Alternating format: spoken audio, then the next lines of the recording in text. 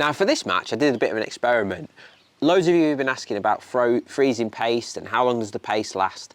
Now on this video, I actually mixed my paste up on the Tuesday, left it in a cool box, and then used it on the Saturday.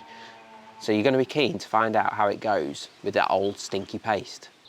For this week's live match, we're heading to Shrewsbury Valley for my first open at the venue of the year. As you all know, it's a venue that I absolutely love. I do a lot of my summer fishing there. Soon as paste season comes around, I can't wait to get there, and it's like, I always think they dug a lake just for me, because I love how it's just a perfect paste venue. Now I did a video recently on the Nufish channel explaining exactly how I fish the paste at Shrewsbury, so check that out if you haven't already. But let's get on with this week's live match. Well, good morning everyone, welcome to the latest live match. And we're at Shrewsbury Valley for my first match of the year at the venue, and I've drawn peg 24, which is the one I've just been filming at recently. So, wind's blowing up the other end, which is not normally a good sign here to be fair, but you never know. Loads of room, so there should be plenty of fish about. So I'm fishing a bit funny, so you never know. I've come for an all-out paste attack with a bit of mugging. I think there could be some mugging to be done later, maybe even a bit of slapping, you know. But yeah, pretty much an all-out paste attack. Got some red paste, some normal paste. I'm using the 0.3 JC paste in front, margin paste obviously in the edge. I've also set up a normal float for fishing pea paste, because I feel like what tends to happen is you'll get a couple of carp early, then the F1s and crucians and stuff will come in. I think with the way it's been fishing, rather than just trying to get away from them, I might as well try and catch them. So that's my plan. Maybe swap it to a bit of a pea paste line when I need to, if that makes sense. But yeah, really looking forward to it. It should be a good day. Beautiful weather, got the sun cream on, can't wait to get started. So amazingly, I actually drew the same peg that I did the filming on with Mick. Couldn't believe it, 24 on Hurricane. It's a peg I've always wanted to draw, and I couldn't believe it. I was gobsmacked. And I even took the same rigs off the winder that I used on the filming. I plumbed them up, but it was the same depth. Everything was exactly the same. Now, normally when it comes to open match season, I'll start fishing things like slop, shallow, try and catch some F1s, bit of mugging. But I kind of felt like all of that was good, but it was kind of keeping me busy for the wrong reasons, if that makes sense. So I actually thought this year I could be a bit more effective if I really simplify my approach and try and catch all the way around my fishing position. So in front of my keep nets, which is obviously where I always like to start, top kit and one, just a top kit sometimes, and then in my margins I kind of felt like I will set a mugging rig up because you've got to, but I felt like I could do much better at this venue by making the fish come to me instead of me going to them. And so that's kind of what I did. I set up my 0.3 JC paste for top kit and one, where it's 4 foot deep. I set the exact same rig up for a top kit straight in front where it was 3 foot deep. I set up a JC margin for the 18 inches of depth right against the bank, and then I set up another JC margin about a metre off the bank where it was 3 foot deep. And I thought, do you know what? Full disclosure, when we went with Mick, we had a fish afterwards, after we did the filming, and it all went super, super good. But then the wind dropped actually after the filming, and the fish were coming in, but we were finding them quite tricky to catch. And the wind was exactly the same on this match, and I thought, do you know what, I need to have an option to come off the bank a bit, because the fish want to come in the margins, but maybe they needed a bit more depth. So I went for that, and so I set that rig up as well. And then one other thing that I've noticed, and I really noticed it last summer, was what would happen on your top kit and one paste line. You always get a good start, always. You'll catch a couple of carp, the F1s will come in, then the crucians come in, and then normally, once the crucians are there, I tend to move. I'll maybe go up into shallower water, or I'll go fishing shallow, or mugging, or whatever. But I'm thinking, why am I coming off them? Because F1s and crucians are coming in. Why don't I try and catch them? So I set up a pea paste rig, as well with a smaller hook, like a 14 hook, where I could just fish tiny 6mm bits of paste and try and catch these fish, because I thought, well, why not? Bait wise, all I had with me was paste for the hook. I had mixed up some pea paste, which again was just a stiffer version of what I was using for my margin and normal paste. I brought some hemp, I brought some micros, and I bought some ground bait. Really simple stuff. Just straightforward, really straightforward. And I kicked off my match with a big pot of hemp, not even a big pot, half a pot of hemp, straight in front of me, never fed anywhere else. Gone in on it, as predicted, caught a carp, just a little one, caught a few F1s, caught the crucians, and then it started to fade. Now normally I'd just come up into shallower water, but I tried that and it just didn't work this time. And I'm looking around and no one's catching a deal, and I'm thinking this is going to be one of the days that's quite tough, this, and I need to just tick over. Put the pea paste rig on, went on it, and I'm catching F1s, I'm catching odd crucian, odd skimmer, which suddenly have appeared in this lake.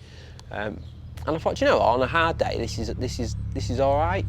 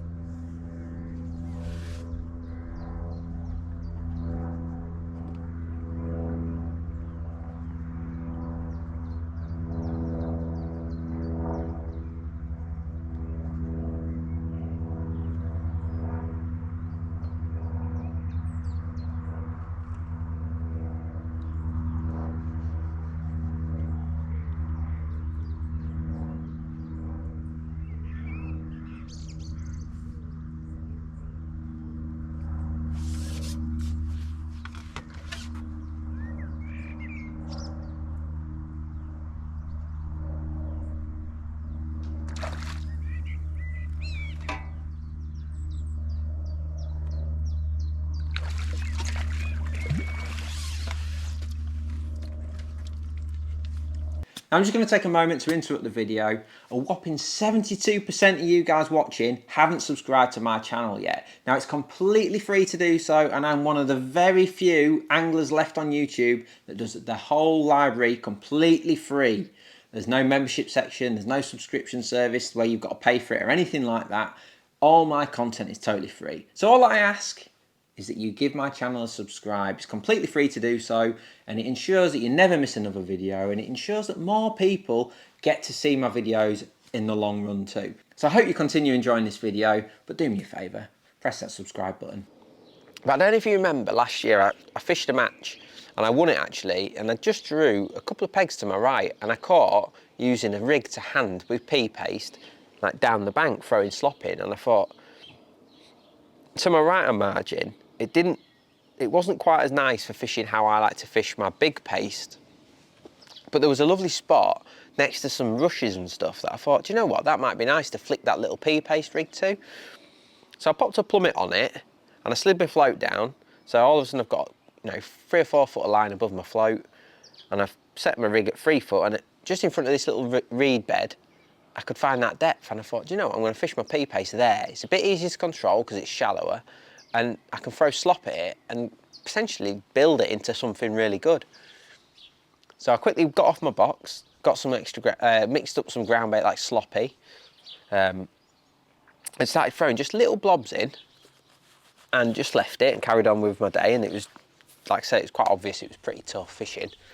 And I went on this little pea paste, like I said, it was just a 0.4 float, and I was just swinging it into position with a top kit and a short number 4 on, or maybe a long 4. Yeah, top kit and a short number 4. Yeah, top kit and a long number 3, sorry. And I was just flicking it out, throwing a blob of paste, like slop on it. And I was just catching. I was catching skimmers, little carp, little F1s, odd bigger F1. No bigger carp yet, but they were still sulking out in the lake. But I'm catching, and I'm looking at my clicker and I'm thinking, well, I'm just putting a pound in my net, really regular. I'm just flicking it out, missing an odd bite, click it. But because I'm not having to ship in and out, or I'm not, it's one of those where you don't feel like you're getting anywhere. But I'm looking at my clicker and I'm thinking, all of a sudden I'm on £50 here. And I'm looking around and, sorry, I didn't get your name, but the chap opposite me is like, I've got £8. And I look down and Barry down the lake's got not a lot, you know, sort of £10, £15. I could see Dave Smith right at the other end, and he was catching, but the wind was pumping down there, and I thought, well, they are going to be catching. But they'll be doing well to catch more than me, like, to have more than £50 at this stage.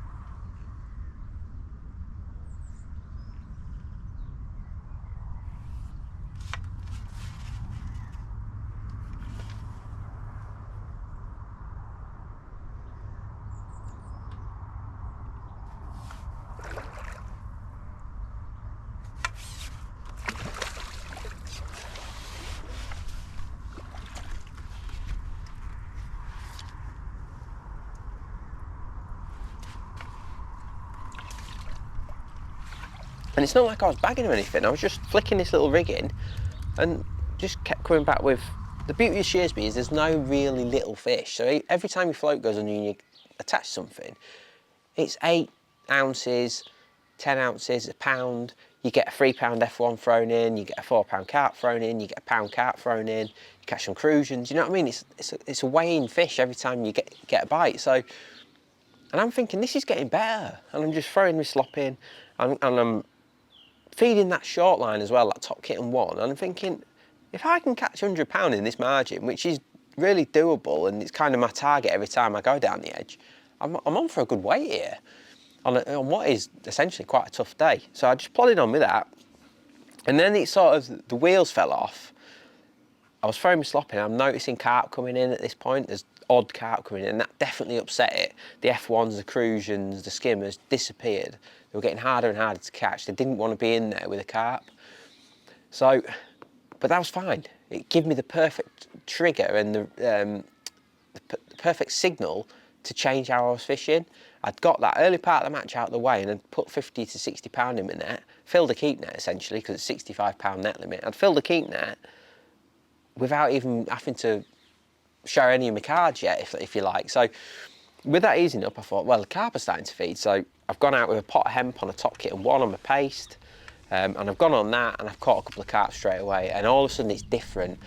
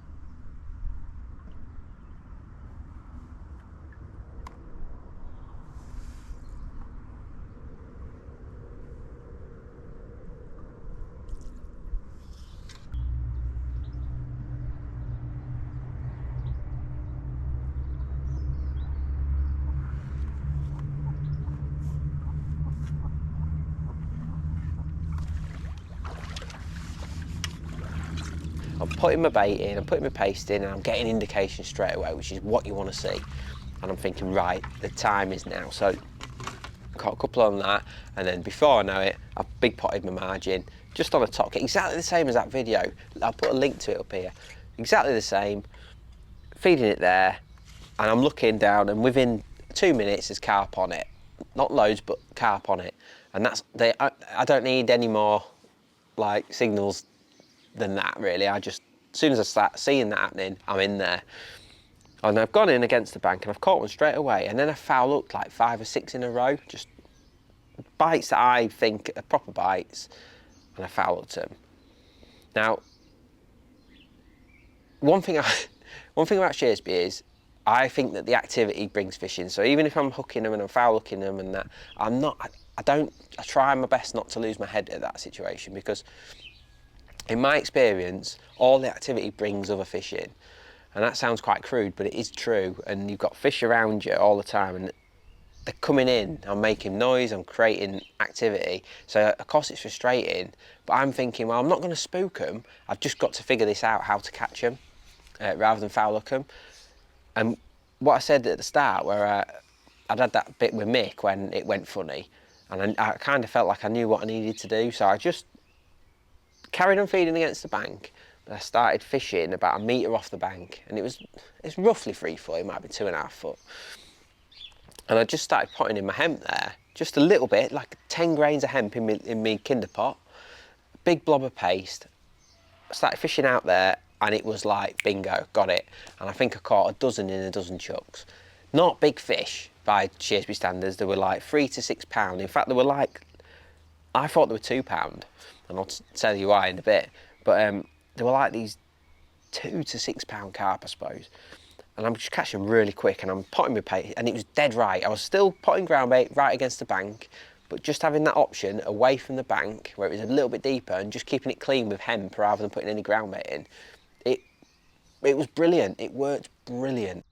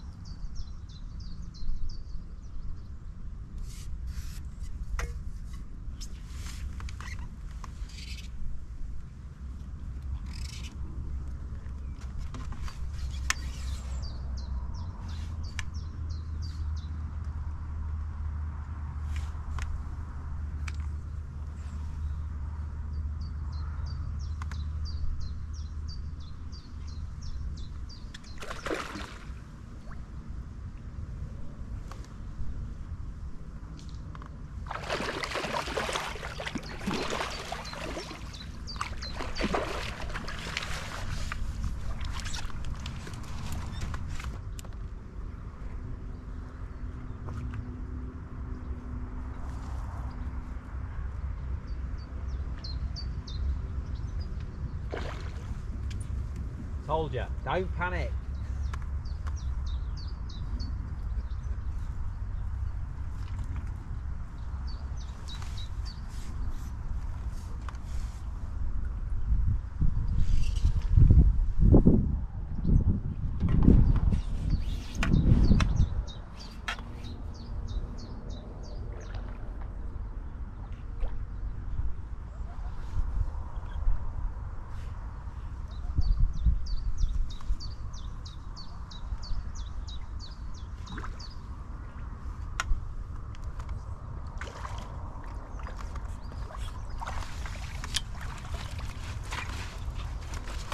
and I got my head down for the last couple of hours, and it was just one of those edge sessions that you dream of, really.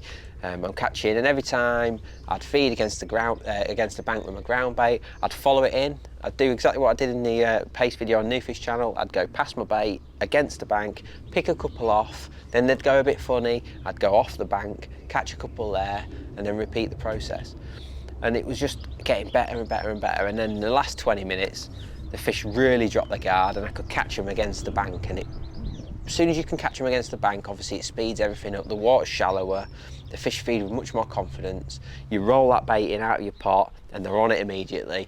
And I'm just rolling it in, and that's when it's like that. It's like I'm looking around thinking, well, I'm not going to get beat. I can't get beat because I can't see how you can catch any quicker. I'm like putting my bait in, and I'm catching one as quick as that. And I thought, unless they're catching much bigger fish, which was possible because they weren't the biggest stamp, so that was possible. But I'm thinking, well, good, you know, if you're going to catch more than that, then fair play. And so it proved. Dave had 150 pound, he was second.